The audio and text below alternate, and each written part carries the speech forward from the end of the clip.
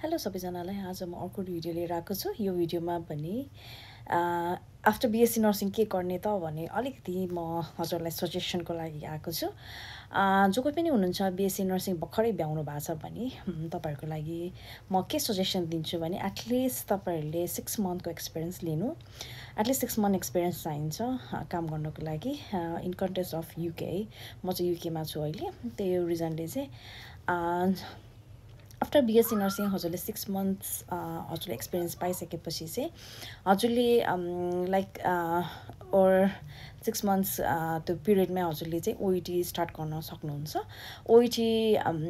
ओइटी भने OET is just like IELTS हो। OET चाहिँ सबै चाहिँ मेडिकल टर्महरू मेडिकली जस्ट रिलेटेड हुन्छ भने आइएल्समा चाहिँ अब जस्ट सिम्पल हुन्छ नि लाइक नर्मल नट मेडिकल टर्म्सहरू युज हुँदैन।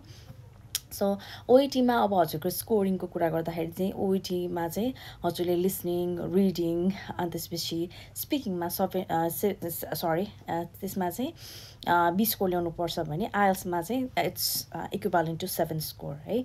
अनि तपाईँले अब ओइटीमा राइटिङमा चाहिँ हजुरले C+ ल्याउनुपर्छ। ओइटीमा पनि हजुरको आइएल्समा पनि हजुरले 6.5 ल्याउनुपर्ने हुन्छ। त्यही नै हो ओइटी र आइएल्सको स्कोरिङ हजुर युकेमा आउनुहुन्छ भने है त। अनि त्यसपछि आयो त्यो सकिसकेपछि चाहिँ हजुरले सीबीटी एक्जाम दिनुपर्ने हुन्छ। सीबीटीको पनि मैले भिडियो बनाएको छु, हजुरलाई म डिस्क्रिप्सनमा मेन्सन गर्नेछु र हजुरले अरू भिडियोहरू पनि हेर्न सक्नुहुन्छ। मैले पहिला पनि बनाइसकेको छु। र सीबीटीको कुरा गर्दाखेरि चाहिँ इट्स इजी है। मैले जति पनि हजुरलाई यो भिडियोमा मैले डाउन डिस्क्रिप्सनमा राखिदिनेछु। त्यो भिडियोमा भने जति मात्र पढे पनि it's very easy to pass.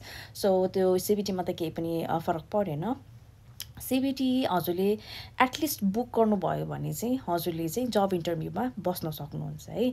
जब इन्टरभ्यूको लागि चाहिँ सीबीटीको at least date book or CBT भ्याउनु पर्ने हुन्छ। त्यो इट डिपेन्ड्स है अब कसैले केमा गर्नुहुन्छ। मैले चाहिँ सुरुमा गर्दाखेरि चाहिँ इज ट्युटरको बारेमा चाहिँ मैले भिडियोमा पनि भनेको थिएँ। इज ट्युटरले चाहिँ मलाई हेल्प गर्नुभएको थियो सुरुमा मैले इन्टरभ्यू दिँदाखेरि चाहिँ है। सो इन्टरभ्यूलाई त्यही नै भयो अनि तपाईँको एक्सपिरियन्स त्यही नै भयो ओइटी र त्यो भयो। त्यसपछि आयो यहाँ आइसकेपछि चाहिँ हजुरले अस्ति दिने त अरू ठाउँमा छँदैछ यहीँ ट्रेनिङ दिन्छ, त्यसको केही फरक परेन। हजुरले अब जबको लागि कसरी एप्लाई गर्ने भने कुनै कन्सल्टेन्सी यो इज ट्युटर भन्ने चाहिँ यो चाहिँ इन्डियन कन्सल्टेन्सी हो, भरपर्दो छ। किनभने धेरै मेरो साथीहरू पनि आउनु भएको छ है इज ट्युटरको थ्रुबाट। र त्यसपछि आयो हजुरले अब आफै अप्लाई गर्न सक्नुहुन्छ। एप्लाई गर्नलाई चाहिँ ट्र्याक जब सिबी लाइब्रेरी छ, म त डिस्क्रिप्सनमा मेन्सन गर्नेछु यसको बारेमा। अनि त्यसपछि आयो हजुरलाई कति कस्ट लाग्छ भन्ने पनि क्वारी भयो होला। कस्ट लाग्दैन है। इज ट्युटरबाट आउनुभएको मेरो साथीहरू जति पनि छन् उहाँहरूलाई अझ ओइटी गरेको पैसा पनि फिर्ता दिनुभयो। सो त्यस्तो पैसा लाग्दैन है, पैसा लाग्दैन। कुनै अब कन्सल्टेन्सी नेपालमा चाहिँ मैले बुझेको थिएँ, मैले सुनेको थिएँ कि कन्सल्टेन्सीमा कति लाख माग्दो रहेछ यताउता भनेर। त्यो सबै एक पैसा पनि लाग्दैन है हस्पिटलमा आउँदाखेरि। उल्टो हजुरलाई जति पनि हजुरले खर्च गर्नुभयो सबै हजुरलाई ब्याक दिन्छ क्या पैसा।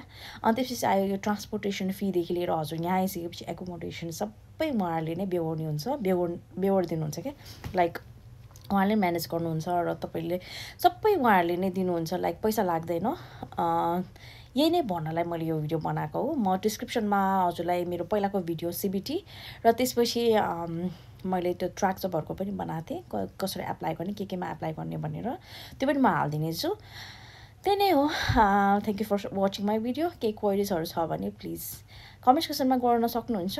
आम always there to help you. Thank you so much for watching. By.